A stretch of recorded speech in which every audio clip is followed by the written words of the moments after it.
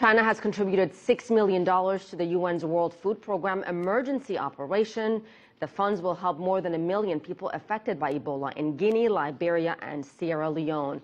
As SYRIA reports, the goal is to prevent a health crisis from becoming a food crisis.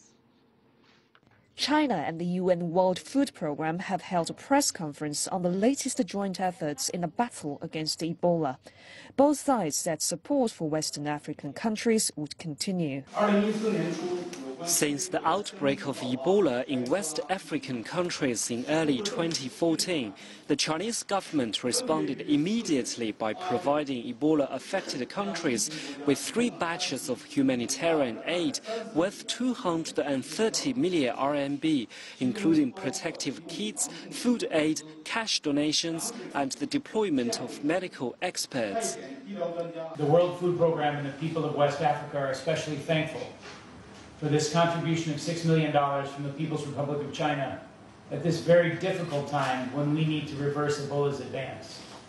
This substantial, and I stress to the members of the press here, timely contribution to the World Food Program will be divided equally between the 3 countries, enabling the World Food Program to purchase vital supplies, mainly rice, lentils, and yellow peas, and blended fortified cereals. These will form emergency rations for more than 300,000 people for 1 month, as well as specialized nutrition products to help prevent malnutrition, especially in the very young. Ambassadors from Guinea, Liberia, and Sierra Leone have expressed their gratitude to the efforts made by China and the WFP.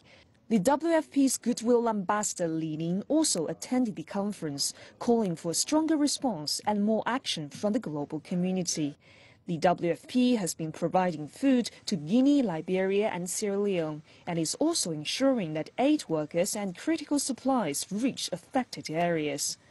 But so far, the assistance has been far from enough, as fears grow that the outbreak could also lead to an even greater calamity of mass food shortages across the region, which could potentially affect millions of people.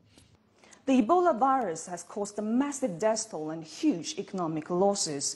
The worst ever epidemic in history has posed a health risk and non-traditional security challenge to the whole world. It's the duty of the international community to coordinate efforts in the Ebola fight and help make a difference. Su Yuting, CCTV, Beijing.